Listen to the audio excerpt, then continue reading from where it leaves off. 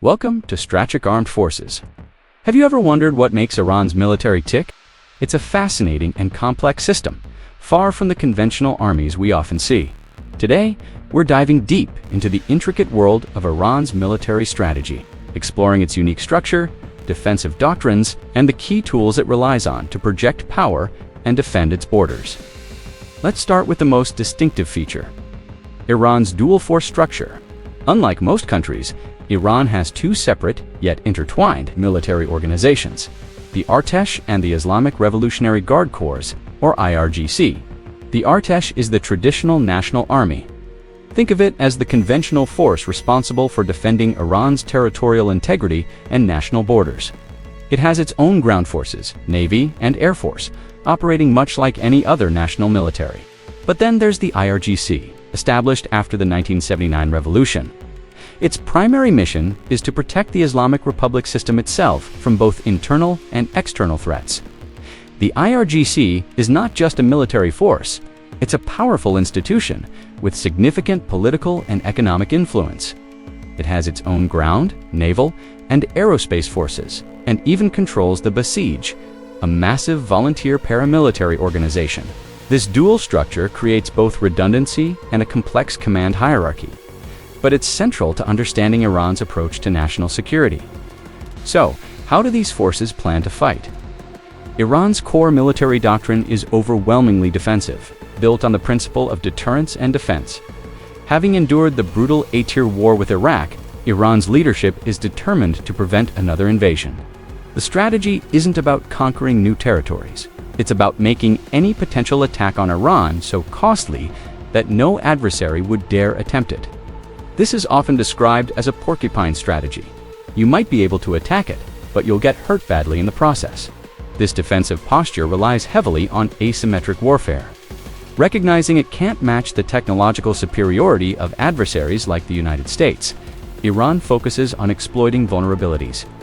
Instead of a head-on-head tank battle, they might use swarms of small, fast attack boats, anti-ship missiles, and naval mines to disrupt enemy naval operations.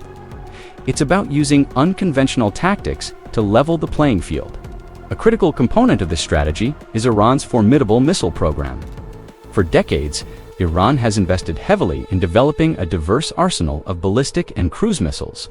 This serves as its primary long-range strike capability, a powerful deterrent to compensate for its relatively outdated air force. These missiles can reach targets across the Middle East, putting critical infrastructure and military bases of potential adversaries at risk. The goal is to hold valuable assets hostage, making any aggressor think twice before striking Iran. In recent years, we've seen another game-changer emerge: drones. Iran has become a master of drone technology, developing and deploying a wide range of unmanned aerial vehicles for surveillance, reconnaissance, and combat. These drones are relatively cheap, effective, and can be deployed in large numbers, creating a complex threat for even the most advanced air defense systems. We've seen their impact not just in Iran's own arsenal, but also with the proxy groups it supports across the region. These flying lawnmowers, as they're sometimes called, have proven their ability to conduct precise and deniable attacks. Now let's talk about a major global choke point: the Strait of Hormuz. About a fifth of the world's oil supply passes through this narrow waterway, and Iran's geography gives it a commanding position. Iran's naval strategy is tailor-made for this environment. The IRGC Navy, in particular, specializes in asymmetric tactics here. They operate a large fleet of small, fast, and heavily armed speedboats designed to swarm larger, less maneuverable warships, combined with coastal missile batteries, naval mines, submarines, and drones. Iran has the capability to threaten, disrupt, or even temporarily close the strait. This ability to hold a critical artery of the global economy hostage is perhaps its single most powerful deterrent. Another key aspect of Iran's strategy is its network of regional proxies and partners. From Hezbollah in Lebanon to various groups in Iraq, Syria, and Yemen, Iran uses these alliances to extend its influence and create strategic depth. This is what's often referred to as its forward defense policy. By supporting these groups, Iran can challenge its adversaries far from its own borders, bogging them down in protracted conflicts without engaging in direct state-and-state warfare. It allows Iran to project power and create a buffer zone, all while maintaining a degree of plausible deniability. Finally, we have the concept of resilience. Iran's leadership knows that in any major conflict, the country's infrastructure would be a primary target. Therefore, a huge part of their strategy is focused on withstanding a massive attack and continuing to function.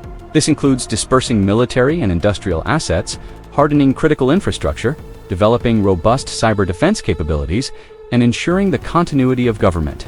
The besieged paramilitary force also plays a role here, tasked with maintaining internal order and organizing civil defense in a time of crisis.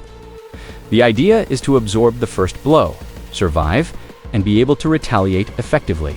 So, to sum it up, Iran's military strategy is a complex tapestry woven from several key threads. It's a dual-force structure of the Artesh and the IRGC. It's a defensive doctrine based on deterrence and the high cost of invasion. It's a reliance on asymmetric tools like missiles, drones, and fast attack boats. It's the strategic use of geography, particularly the Strait of Hormuz. And it's the projection of power through a network of regional allies. It is a strategy born of necessity, shaped by history, and designed for survival in a very tough neighborhood. Understanding these elements is crucial for anyone trying to make sense of the dynamics of the modern Middle East. If you enjoyed this detailed overview, like, share, and subscribe to Strategic Armed Forces. Thank you for watching.